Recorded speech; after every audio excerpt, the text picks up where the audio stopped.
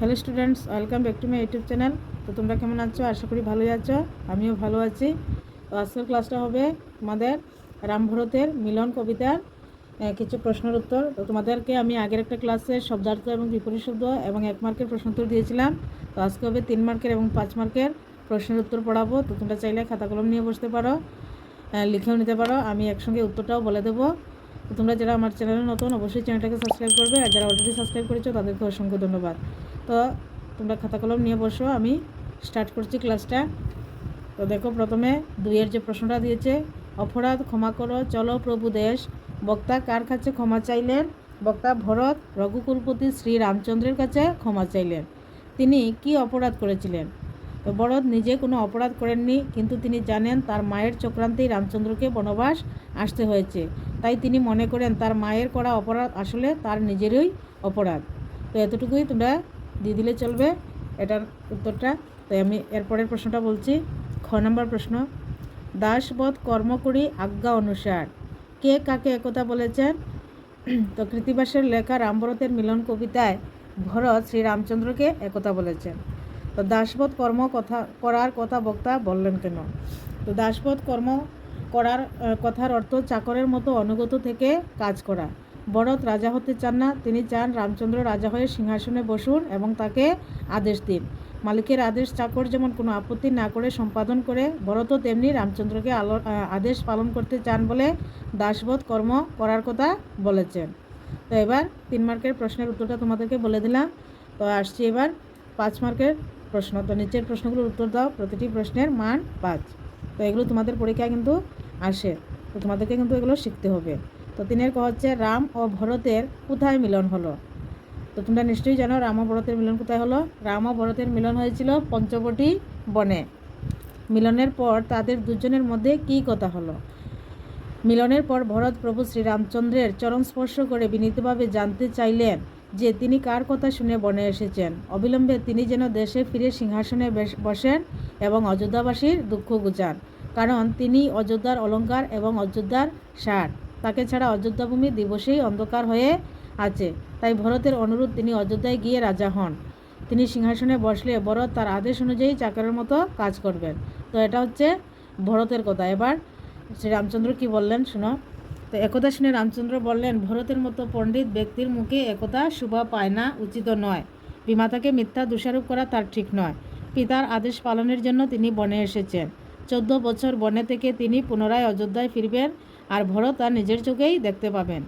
তারপর ভরত শ্রীরামচন্দ্রের পাদুকা যুগল চেয়ে বললেন, রামচন্দ্রের পাদুকাকে রাজা হিসেবে সিংহাসনে স্থাপন করে তিনি তার আজ্ঞাবাহী হয়ে প্রজা পালন করবেন। তো এবার হচ্ছে খ নম্বর প্রশ্ন, তোমা বিনা অযোধ্যা দিবসে অন্ধকার, কে কাকে একথা বলেছেন? কৃত্তিবাস ওঝার লেখা রামভরতের মিলন কবিতায় থেকে নেওয়া প্রশ্নটিত কথাটি ভরত রামচন্দ্রকে বলেছেন। তোমা বিনা অযোধ্যা দিবসে অন্ধকার উক্তিটির তাৎপর্য বুঝিয়ে দাও। কথাটির অর্থ, রামচন্দ্রকে ছাড়া অযোধ্যা দিনের বেলাতেই অন্ধকার হয়ে আছে। আসলে অযোধ্যাভূষণ শ্রীরামচন্দ্রের অযোধ্যা ছেড়ে বনবাসে যাওয়ায় অযোধ্যাবাসীরা ভীষণভাবে দুঃখ পেয়েছেন। দুঃখে তাদের মন ভারাক্রান্ত, তাদের কোনো কিছু করতে ভালো লাগে না, সবসময় তারা বিমর্ষ মনমরা। অযোধ্যাবাসীর এই দুঃখ বিমর্ষ দশার কথা ভেবেই ভরত বলেছেন, রামচন্দ্র ব্যতীত অযোধ্যাপুরী দিনের বেলাতেই অন্ধকার লিপ্ত। তো এবার লাস্ট একটা প্রশ্ন রয়েছে।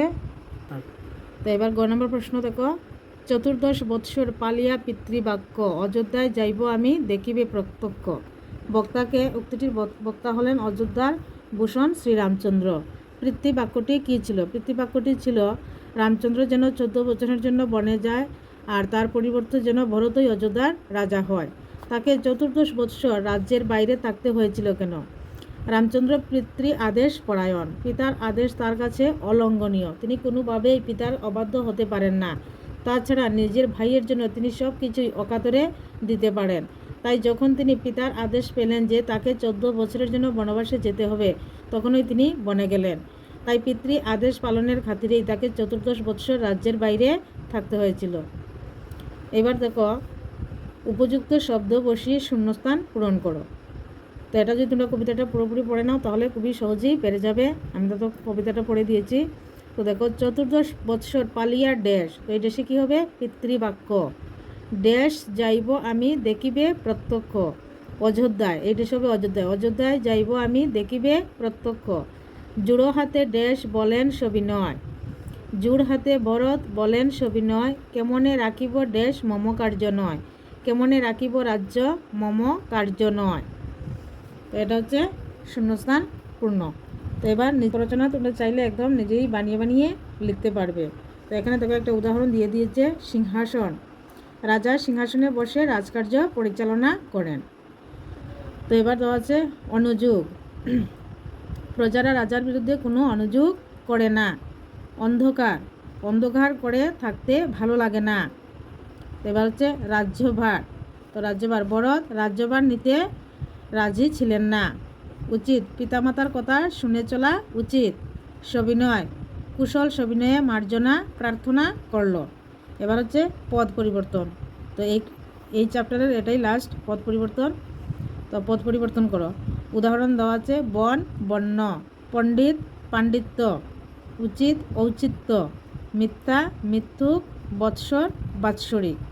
তো রামভরতের মিলন কবিতার সবগুলোই আজকের ক্লাসে শেষ। তো আমি নেক্সট ক্লাসে তোমাদের নেক্সট ক্লাসে আমি মানুষ কবিতাটা পড়াবো, কবি বিহারীলাল চক্রবর্তীর লেখা।